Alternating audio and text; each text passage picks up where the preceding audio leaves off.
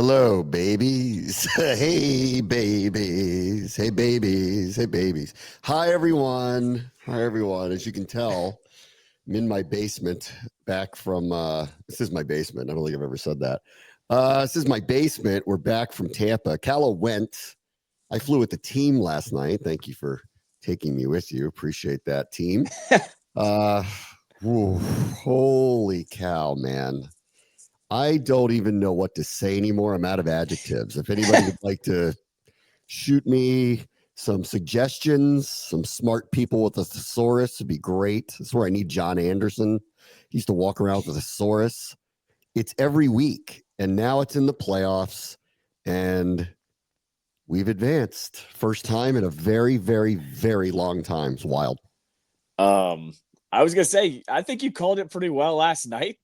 Cardiac commanders turn into clutch commanders. I thought that was pretty good. That's a pretty good way to describe it. 5 straight weeks, or not 5 straight weeks, but 5 games over the last 6 weeks, right? And they've all ended on the last play of the game. It's 5 straight weeks since it the is bye. 5 straight. It is 5. Since Yeah, the bye, every game they've played has one way or another ended on the last play of the game. With I guess the exception of Philadelphia where they had to kick off, but right, exactly. Or Dallas, they had to kick off, but the last play from scrimmage, it's something else. I mean, it's almost not real. Like it doesn't feel real anymore. When they got the ball back, tied with 4 something left, I knew they were going to win. I just didn't know how. But I knew it. And I've never felt that way really about any team that's in close games every week. Like eventually you think it goes the wrong way. I don't have that feeling with them. And we sunk the ship, guys. We sunk the ship. I do want to start with, because there were so many Commanders fans down there. I don't know how many flew in, how many were just there. We talked about this last week, like eons ago, but it's still eons ago. The Southeast was kind of owned by Washington because there was no Carolina Panthers or Tennessee Titans. And so it would kind of stretch all the way down the Eastern Seaboard. And then, of course, Florida is where people go to retire. So there was a bazillion, Washington fans that lived on throughout the entire Eastern Seaboard, all the way down into the southern states. So every time we go to Atlanta or Carolina, I haven't been to Tennessee in a while, but Tennessee, or in the case of like Tampa, Miami, there's always, anyway, even in the bad years, a lot of Commanders fans at all of those games. I think there's a lot of like parents who turn their kids into Washington fans. And then there were a lot, apparently, like you, that actually flew down. I was walking around yesterday because these night games kill me. I'm so juiced up that I need to get energy out. So I just started walking around because it's beautiful outside. And I was walking around, and I mean, they were everywhere to the point where I'm like, are we taking over that stadium? And I will say this, the Bucs fans, because there was a large contingent of Commanders fans in the stadium, were still loud. It was a really, really, really good crowd last night. No, 100%. I would say this, though. It was obnoxious how many Commanders fans were there in the best way. You probably were not wearing any gear, I would assume, or if you did, I had on something. I had on a sweatshirt. Okay. Yeah. Sarah Walsh made fun of me. She's like, they're taping, because she knew the NBC camera was in our booth. She goes, "That's what you're wearing?" And I go, "I've been wearing all year." Yeah, right. Yeah. Exactly. But I'll say this, I was traveling with, I think, 5 other people, walking around. We went to Cigar City Brewing before, and then we walked from there to the stadium, and it was people honking, people yelling out of their cars, rooting for Washington. So no, it was ridiculous in the best way. There was also a tailgate with probably 100 people that we stopped in at as well. The fan base showed up. I will say this though, not everyone, but majority that I talked to all traveled from the DMV. Yeah. It actually was a lot of people that decided to come down, and that's what my plane going down was. My plane coming back this morning was. It was all Commanders fans. It was a pretty good draw. It's warm. I mean, it was funny. All the Tampa people were like, "It's cold." I'm like, "No, it's not." Football weather. Not really, guy. It's because we got snow that actually stuck, which never happens around here, that it sticks around. So that was a pretty good draw. Not a long flight.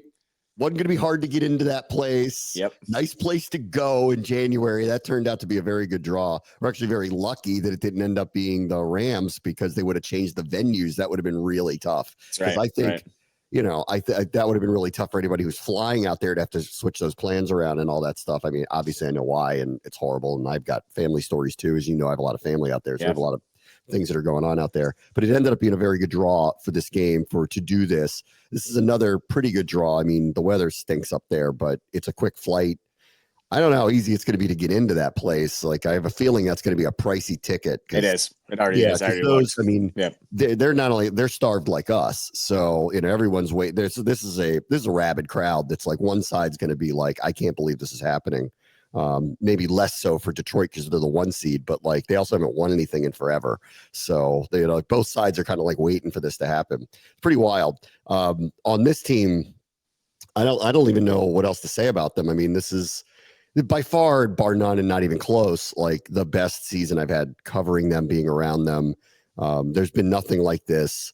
And I said this very early. I'm like, there's something very special about them. I can just tell. And this was why I was like beating the drum very early. I want them to do something at the trade deadline to help them try to get a team that can win now. Like, I know they're building this for now and in the future, like wink, wink, now and in the future. But it became evident to me by about really after the Cincinnati and Arizona games that I'm like, okay, like, and it was a little too early to like kind of go, all right, let's go try to win a Super Bowl. But I remember sitting there going, okay, like, these guys, they're telling you that they are together and they're in it and all this stuff. And it was by, a few weeks after that when they had steamrolled a couple of, opponents that weren't playing very well. And then that's when I was like, okay. And I started beating the drum. Everyone was making fun of me. I'm like, listen, I've been around this stuff forever. I know it when I see it. They got it. It doesn't mean they're going to win the Super Bowl, but they got it. They have the makeup of the type of team that is very difficult to beat. And I could just see it. And they have every part that's necessary to be competitive. Do they have enough talent to overwhelm the best teams in the NFL? We're about to find out this weekend, because I don't think that that's necessarily the case. But we who love sports know that's not everything. The most talented teams don't always just win. You've got to be pulling the rope the same way. And I've never seen a team put on this uniform that pulls the rope the same way that this one does. And it's so incredible to be a part of it. I know that any future season will not be like this. This is just literally incredible. And I'm so grateful just to be part of this ride. No, I mean, I think I'm with you. I think it was after the Bengals game where I was kind of like, let's sit back and enjoy this. Don't ask the questions of whether it's sustainable or, is this going to go wrong? Just enjoy it. And I think if you've taken that approach from that point on, how could you not absolutely fall in love with the season that they're having right now? It's unreal that we have now stepped in from a year ago looking for the new head coach of this team to having the quarterback that when they get the ball back with 4:30 left, they're going, great, they're going to salt the game away. Like, and that they're going to do it. I mean, just, it's a crazy, crazy turnaround. And it's a testament to the team chemistry that we saw in preseason. You and I talked about it in preseason, how they were going crazy for each other. It was evident early. It was so evident early, the way they were cheering for each other. It was totally real. And then once they hit the stretch where they'd lost 3 in a row, you're going to find out what they're all about. I think they caught, what they needed at the time, right before the bye, an AFC team that was going nowhere in Washington. And they took advantage of it. I didn't know what we were going to get. Yep. Once they did that and they proved they could be that again in a game that, quote unquote, you're supposed to win if you're a playoff team, that's when I knew, okay, this is back on. They got the bye that they needed, and it turned around with a 4-game stretch where you win probably 2, you're in. You get 3, definitively you're in. You looked at the schedule and you went, it's going to be a disappointment if they don't do that. But now we're part of fairy tale stuff. Like, when they make sports movies, they make every game end like this. That's typically not reality. That's, I think, the other part of this that's hard to like, I can't believe it. Like, that it's every week. When they were down by 4 going into the fourth quarter, the first thing I said out of my mouth was, they've already broken a franchise record for fourth quarter comebacks, and I think they're going to do it again. Like, it's just like, you knew it. Like it was right there. And a major reason, and it's not all of it, is this quarterback is sensational. And this was among, again, his best performances. Here's a rookie. They didn't punt. They didn't turn the ball over. He had 300 yards passing. There are going to be numbers, again, we've doing this all year again, that are, no one's ever done this before. I started saying this by week 5, week 6. I go, this is the best rookie quarterback I've ever seen, period. I'm not being a homer. I'm just telling you, I've never seen anything like this. And he was simply sensational last night. Across the board, even late, there were 2 plays that really got me. He threw a pass to Austin Eckler on a need it down where Yaya Diaby got out in the flat and was standing in the lane and just threw a touch pass over the guy's hand to find Austin Eckler. You know, these are in pivotal, key, gotta have it moments. He does that. And then 3rd and 1 to salt the game away. He does what he's been doing all year, which is beating Pro Bowl caliber defensive linemen when they have him dead to rights. He shakes them, gets away from them, makes the play that's necessary. And those are the ones that don't end up on highlight reels, but for me are the ones that go, this is why this guy is special. It's not just the touchdown passes. It's not just like the will and desire. All these little plays that never get shown again, those are the ones where I go, man, this guy has it. He is a unicorn. He's a one of one. When everything gets up and the stage gets bigger, his blood pressure goes down. He smiles through all of it. Something happened to his face last night. He was totally fine. He is simply the quarterback we've been looking for forever, and he's lived up to every moment of it.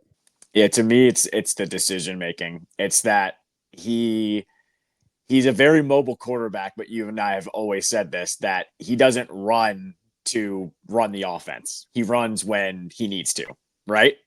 But what he does is he makes the decisions so fast that it's like impossible to stop. And I forget who I was listening to yesterday when I was watching highlights, and someone, maybe it was even on ESPN. They just said it's so hard to defend because they improvise so much of it because they trust whatever he's going to do on all of these plays.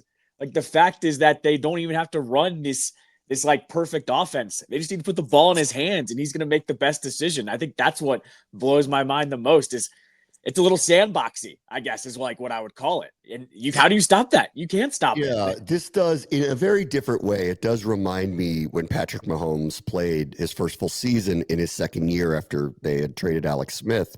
Like, you were watching him going, his instincts are off the charts. Yeah. And, they were different because he can run, but not like this. Jaden's got the Lamar Jackson, ability to run. Pat can really run, but not like that. He's not like particularly fast, like not like that. But it was all those things where I'm watching him going, this guy's instincts are outrageous, and that's where Daniels is. Nothing's too big for him. This is a testament not only to his athletic ability, but his preparation. Like, the fact that he's pulling this stuff off. Well, one, I mean, you never know, like, when the pressure gets ramped up, that's when you find out who these guys are. And I think we found out who he is over this whole season. And now in the playoffs, he does this against a team that they didn't have as good a defense as they'd had in recent years, especially on the pass defense. But I also think that they play a style that's a little out of style, which I think is kind of why they're a little bit up and down. Like, they bring a lot of pressure still. Not everybody's doing that anymore. So I think they're doing that, and their back end was beat up and was being taken advantage of by some teams. So their numbers weren't very good. Still, he's a rookie quarterback in the playoffs on the road against a team that got him the first time. They're really like one of the only teams that kind of got him. And 18 weeks later, you see the maturation of his game. This is 18 weeks later. It feels like 8 years ago. But, man, I've been saying this from day one with him. He has never looked like a rookie.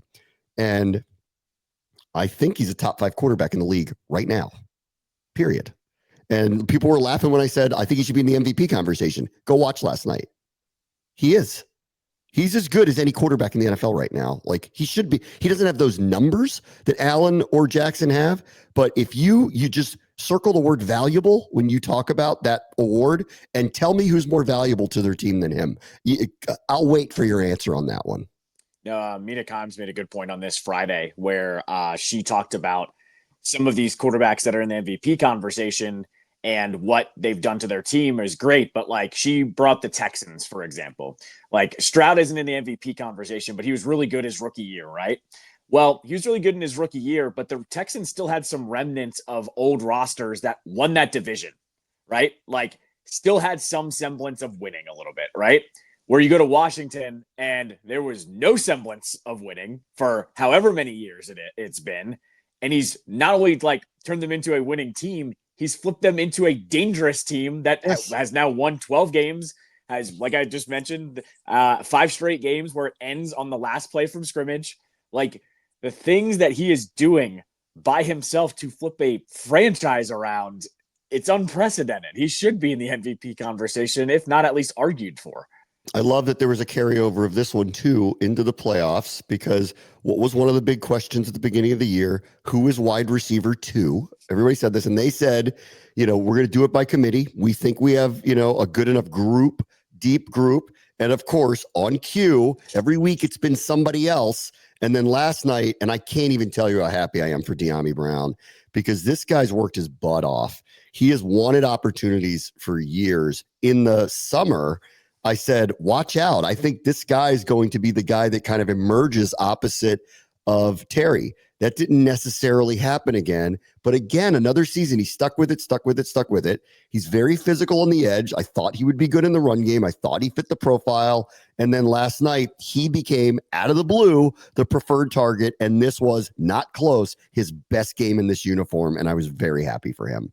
No, I think Diami was the name that we were kicking around, all week long, of like, if there was someone that was going to step up, it was going to be him. One thing to say about Brown too is I don't think this group, this new ownership, and I shouldn't say ownership, but this front office and this new coaching staff, I don't think they had it out for any of Ron's players. But as the year has progressed here, Jamie Davis got cut. Emmanuel Forbes got cut. They've made other moves. This is a guy. Yeah, it wasn't about Ron, by the way. Like, I don't make that narrative up. Like, they're trying to put the crosshairs on every Ron player. That's not what was going on here. Correct.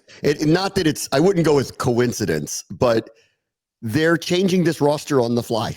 They are. Right. And what I'm getting at though is it was a testament of Ron didn't really know how to pick players. Right. That's something it's not a secret. We've talked about a million times on this show, but it tells you, though, that they saw something in Brown, that they did keep him around and that they let him get these opportunities, that they even think that there's some talent there that has not been tapped into as well. Yeah, no, and I'm very happy for him. Like, there's for a couple of years now I've been going, this guy brings it. He brings it on special teams. He brings it in run support. And I know he's a deep threat, and I think he's got pretty good hands. So I'm like, I keep waiting for him to kind of emerge. And he turned out to be the guy. A couple of weeks ago, it was Olamide Zaccheaus out of the blue was the guy. Jamison Crowder was the guy when he got right off of IR. Like, there are very few things that they've said and preached throughout all of this that haven't come true.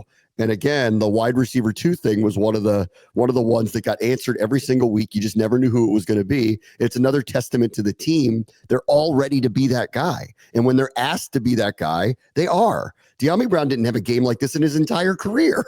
Like, all of a sudden, here he was available and was outstanding for them. As for DQ and all this, so I talked to him on Friday, and one of the things he said to me, but to get ready for the broadcast, was, we're fully aware of how good they are and how much they can score. And therefore, we've basically collectively decided we're going to be bold on 3rd and 4th down. Just know that going in.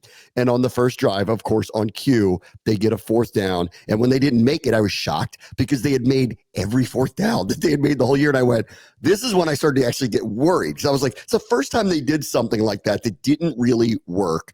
And then they went for 5 of them. And the one late was the one that I think I had a bigger issue with, because I never like it when you're going backwards and then you decide to that was a full Dan Campbell move. I don't care what's happening right now. 1st and goal at the 1, 4th and goal at the 4. I think you should have got the hint on that one and just kicked the field goal and taken the points. But they didn't, and that one burned them. But they ended up going 3 for 5. Bold's not even the word for this.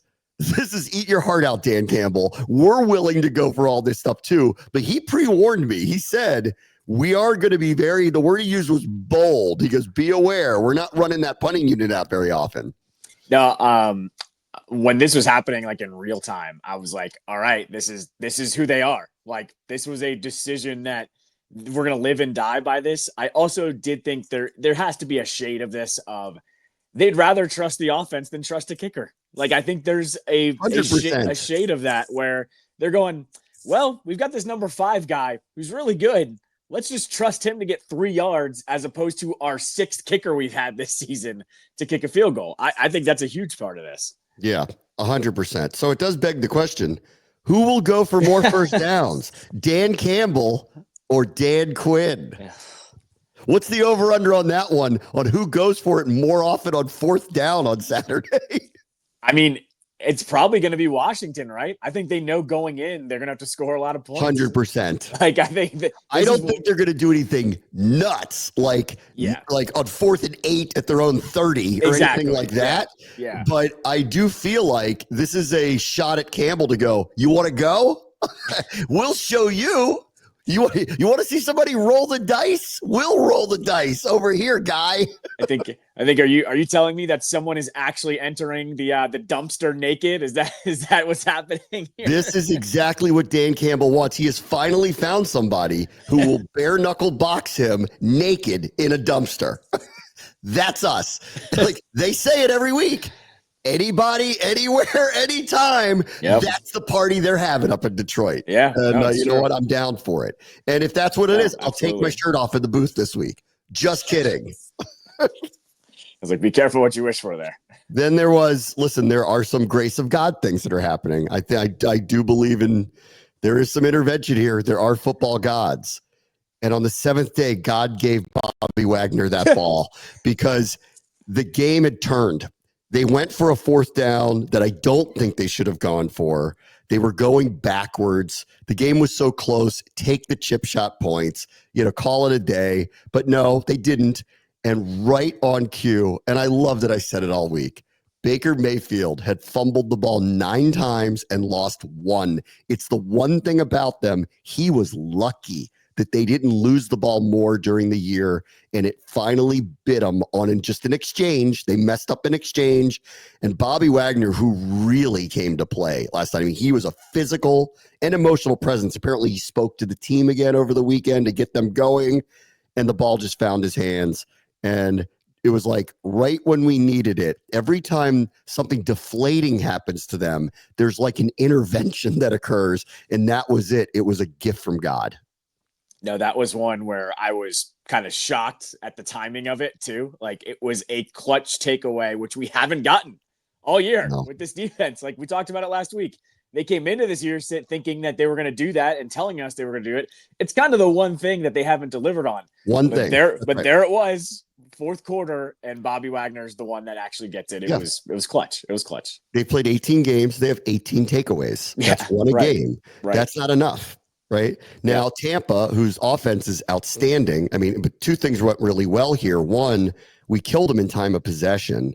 So we kept them on late 2nd quarter before the drive where they scored to tie it. They had run 16 plays before the 2-minute warning. Like, can't beat somebody when you don't have the ball. So this was kind of a little old schooly from early in the season, with the exception of they, again, couldn't really run the ball, which is not that much of a surprise against them. That's something that Tampa's very good. Every time they tried anything on the edge, I'm like, this is just not going to work. That team really, they pursue as good as anybody on the edge, and it's hard to run on them. I thought the real spaces were in the middle of the field. I didn't think they tested it enough.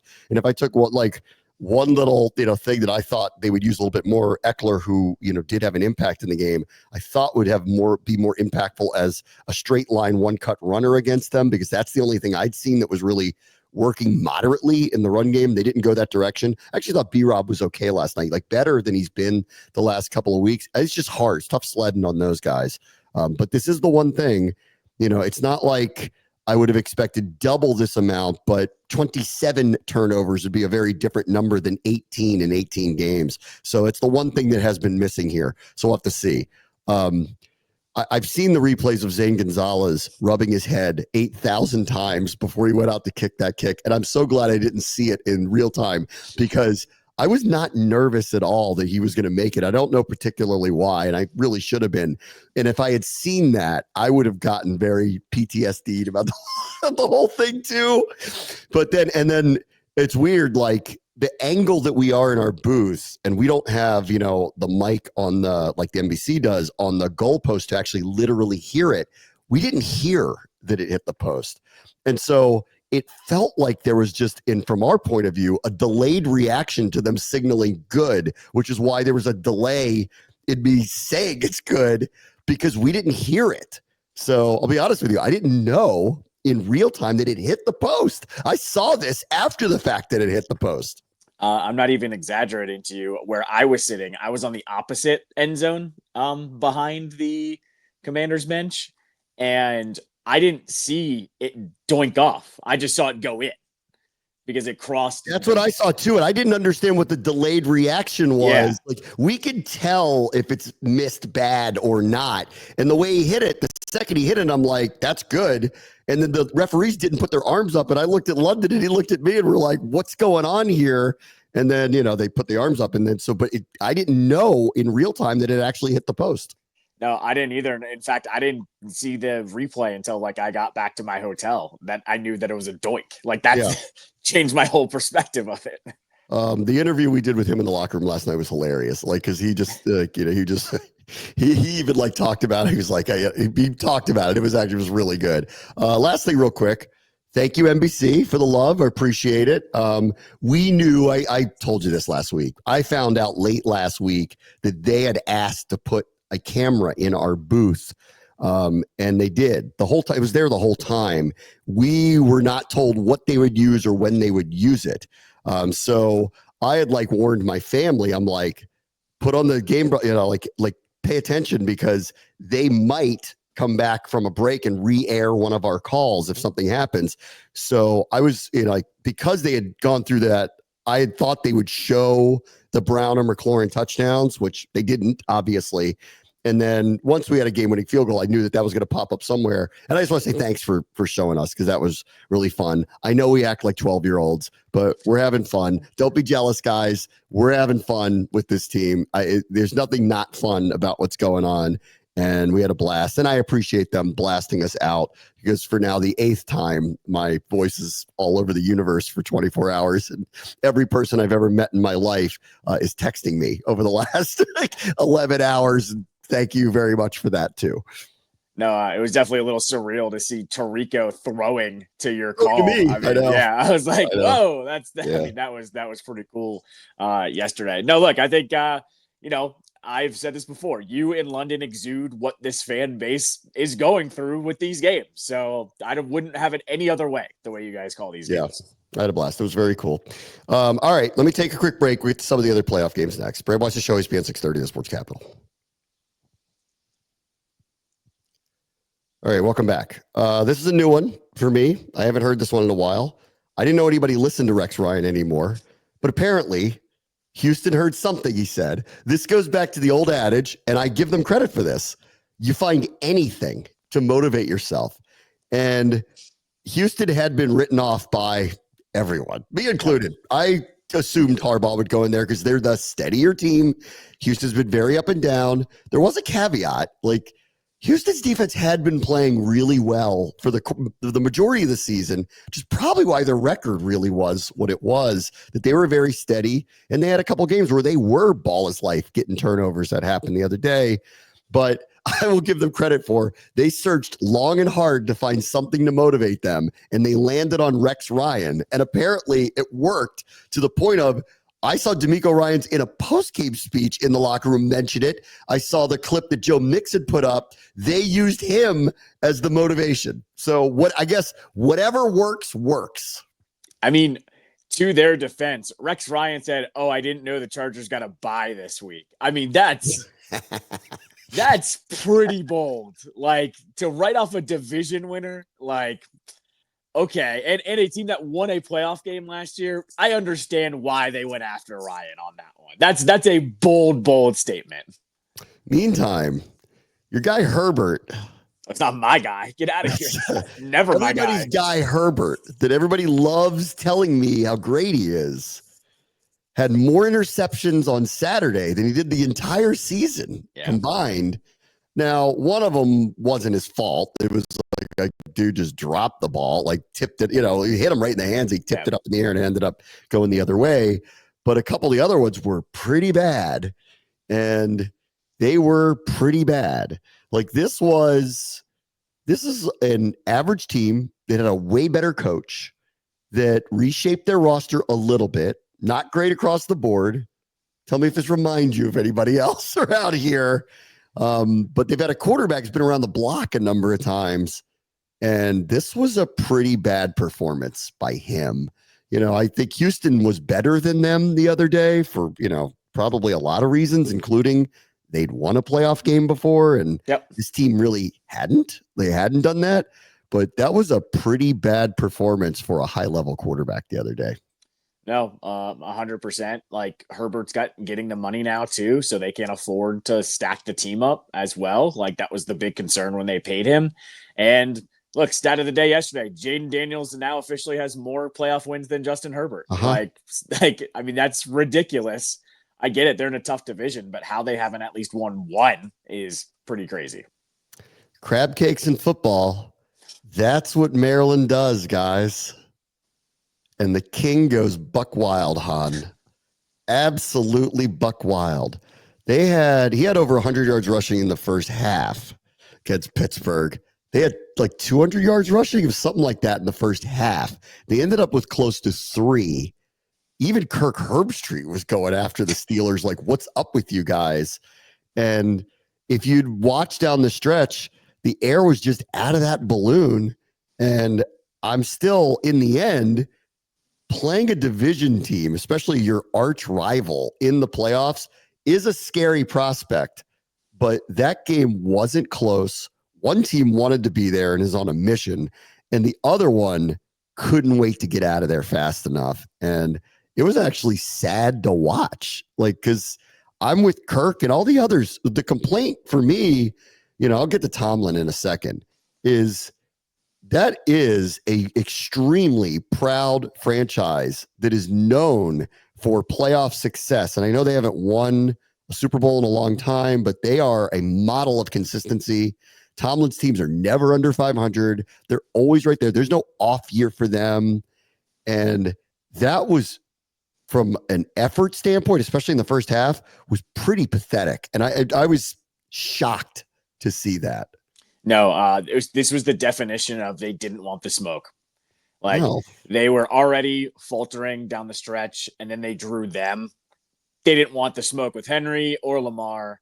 And the fact that Zay Flowers didn't even play, and they were fine. I thought that would make the game semi-close, because I'm like, all right, now I don't think Baltimore has a downfield passing game without him. Right. And it didn't matter, like, at all. Yep, exactly. And so, this was honestly, it was kind of crazy to see the Steelers play like that. We're not used to seeing them kind of just fold like a house of cards like that. And look, I'm not saying Tomlin gets fired for this one, but it's starting to heat up about as much as we've seen with him. Yeah, exactly. Good transition. Yeah. People are mad at Mike Tomlin. Like, they're really, really mad. I even saw Bill Cowher say something to the effect of, there's going to be changes, players and coaches.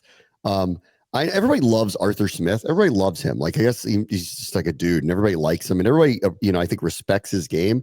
But in Atlanta, it was the same thing where the offense, I don't know what it is about this system, but it doesn't really generate a lot of consistent big plays or explosive plays. And for a short stretch of time, when Russ first came in as the quarterback, he was hitting those moon balls down the field, mostly to Pickens, but to a couple of others. And, here's a pro quarterback looking for one-on-ones, elite wide receiver. They clicked for a few weeks. But on the whole, there's no kind of explosive offense, and that didn't really exist when he was in Atlanta either. And every time I watch his offenses, I think this is really more suited for almost a zone read, option-y type running quarterback, offense. So I think it was like a mismatch once they put Russ in there. Russ also clearly can't motivate, like his teammates. I think he's a good player, but he's clearly no longer a great player. And, his reputation precedes himself with, I think, whatever it is, he clearly doesn't generate the get behind me guys and go Braveheart down the hill. Like it doesn't happen with him. And so now they're mad at Tomlin, and I don't know which way this is going to go. He might survive and he might not. And I bet the other teams who are, if they're going to be just a touch patient, they might want to wait a minute to see if he's available, because he will get a job tomorrow, and you know what? Maybe it is time. He's been there a long time. It got real bad at the end of this year. They haven't won a playoff game in a long time. I don't know. I love him. I think he's a fantastic Hall of Fame coach. He will have a job tomorrow if he wants it. But that was rough to watch. I respect him. I respect their program. I was shocked to see how kind of non-competitive they were in a playoff game against their arch rival. It was a real bad look. No, it's a bad look. And I think this one is screaming towards both parties need a change of scenery. I think so. And I think this is one where too, like if you're the Steelers, you shouldn't feel like this crazy pressure to keep him just to keep him. Like sometimes you do just need a change up. I think he needs a change up too, So that's where I'm looking at it. The other thing with Tomlin that's funny is he's got a little bit of Rivera in him in terms of the national media loves him. So he gets all of the love and not a lot of the pressure. And now it's finally starting to seep out that it's like, hey, people in Pittsburgh, they're big mad. They're pissed off and they want him gone. And now the fact that is now starting to seep out a little bit tells you they're at least thinking about this in the long run. I think they are. I think they have to be. All right. On Sunday, Buffalo was methodical. This one felt like the chalkiest to me. I know there were some people trying to make a case like, oh, watch out, Bo Nix and them. And I'm like, I don't know, man. Rookie quarterback on the road there. It's different than what we had. I mean, Tampa's a very good team. Tampa hasn't been on the cusp for a number of years of being in the Super Bowl and I think Baker's outstanding and is a very, very high level quarterback, but there's a difference between him and a Josh Allen when you play them in the playoffs. And so this was set up for what I thought would happen. The game was closer than the stats said at halftime, and then it got away from them. And we get Buffalo-Baltimore this weekend, which ought to be a doozy. No, that's going to be awesome. To the Broncos point too, the Broncos were too up and down for me to think that they were actually. I didn't think that. I didn't like them at all this weekend. And don't get me wrong, Nix and Peyton had some good moments this year. Like they actually, like they did. I think they outperformed what they should have done this season. 100%. There's nothing wrong with that, but everyone that was going, oh, they might have some trouble with this, I was not picking up what they were putting down, mainly because Buffalo's a buzzsaw. The Broncos were too inconsistent this year. The other one I'm not surprised by, Philly really came to hit. That was a body bag game with Green Bay. Green Bay came in kind of beat up. I will give them credit because they were getting tagged by these dudes early. They hung in there, just couldn't make enough plays, but they put a good scare into them. So I think that they did the best they could based on how they were coming in. I thought Philadelphia was going to roll them. And the score, I guess, semi looks like that. But I thought it was going to be ugly, like 31-10, something like that. And so they hung in there, but I'm not surprised by this result at all. Green Bay was going the wrong way. They had lost the big high leverage games. And Philadelphia, this was not the one they were going to go out. We'll see next week with whoever they get. The fact that crowd booed them just because they were only up by 10. Yeah. I don't get it. They've lost once in 3 months. It's so ridiculous. Like, guys, and it's a playoff you're game. willing them to lose. I don't like, we're trying to will our team to win. They're at the point where they're willing their team to lose. I don't know what you don't like about a team that's lost once in 3 months. And not only that, like, you know how this works, not in just football, but all sports. Playoff games are tight. Like, it doesn't matter the seedings. The fact that they were up by 10, of course, not worth booing over. Like, could you feel it being tense and, Cheer a little louder, sure, but booing during a playoff game, ridiculous. They played a team that was in the playoffs a year ago and advanced. That's right, exactly. The other thing that came out, of course, was this inner excellence by AJ Brown. And I think this is part of the reason why their fans are so weird with them. They do weird stuff. Yep. Like it's not funny, really. I think it is if everything's going really well and everybody's kind of on the same page about the joke. But then, like, when nobody is, and then there he is reading some self-help book, like on the sideline, to obviously, like, he doesn't know they're going to see this on camera. Of course, He's doing it on purpose. It's like, wow, man. Like, it actually is surprising they win as much as they do, considering the antics that they pull, which is probably why the Eagles fans are we know this isn't going to end well. We don't know when, but we know it's not. They're more hateable than ever. Just the way that they act, the way that they handle themselves, your boy Sirianni, they are more hateable than ever. Yeah. But they won, and they wait for the winner of tonight, which we'll get to next. Bram wants to show ESPN 630, the Sports Capital. All right, welcome back. How about Mike Vrabel? Got the New England job. I always find this really interesting. Like, so the media is killing them because it was obvious where it was going to go. This is who they wanted to hire. And because of the rules and hiring practices in the NFL, they had to go through a ruse sham interview process to get to this point, which I think benefits nobody. Just nobody. So they're just getting hit over the head with, you brought in 2 minority candidates to check off a box. True. Now, in fairness, they just had a minority head coach, which seems to be forgotten when they do these conversations, which you're kind of leaning into the wink, wink. I told you about those guys and the rest of them. And I'm like, well, you may not like that they fired the minority head coach, but he was the handpicked choice of the owner a year ago. So I don't know why they get no credit for that, but whatever. That's where we are. And then secondarily, I'll just say this. He's a Ring of Fame member of the team who happens to already have been a head coach and was a 1 seed with Ryan Tannehill as his quarterback as of a few years ago. He is more than qualified to get this job, and you know it. So all the hand-wringing of the way they got around to it, and yet ended up with the person that was the most logical person to put into that spot again. I don't know. Like, they didn't take a chance on somebody. They took somebody they know, been in their system, was a hero of their organization, is in the Ring of Fame, might have a mild Hall of Fame candidacy, was a really good, successful head coach in a place that doesn't traditionally win, and you're finding ways to have fault with him getting that job. Guys, I think there's got to be a better way. That's all. No, I think there are definitely some cases like this one where it's going, do you really need to question this one? I think there are certain cases where you shouldn't have to jump through all the hoops if you have a situation like this one where all the accolades are there. Ring of Fame player, former player, won all the Super Bowls, was a player that was remembered, right? Not like it was some backup or whatever. And as you said, was a head coach already somewhere where they aren't usually successful. So yeah, I'm with you. Like, everyone kind of knew where this is going. Yeah, I think so. Let's see. Do you want to give everybody your OV stat of the day in connection to the Commanders getting a playoff win for the first time in nearly 20 years? Sure. If you haven't seen it on Twitter, it's gone viral. I had this one in the chamber. Not like my viral, buddy. I had this one in the chamber for a while. For like literally years, for whenever it was going to happen.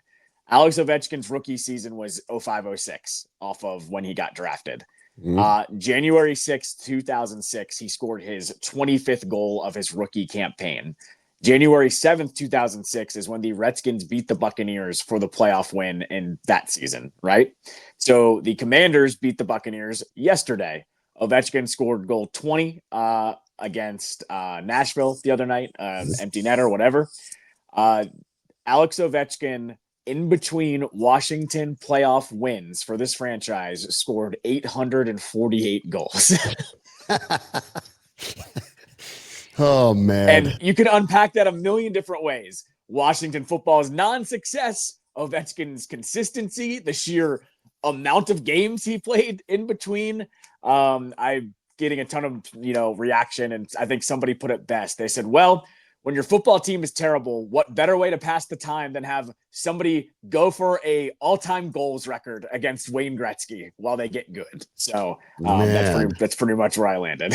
I give you a golf clap for that one. Very good. All right, let's see. Last thing, we got Vikings Rams tonight in Arizona because of the wildfires in Los Angeles. I think that matters that the venue got changed. I don't know what the crowd makeup's going to be. I have a feeling it's going to be a ton of Vikings fans now. I think it's going to feel like a Vikings home game now. I'd be surprised if it doesn't. This is a tough one because, sometimes you get they'll play for the city.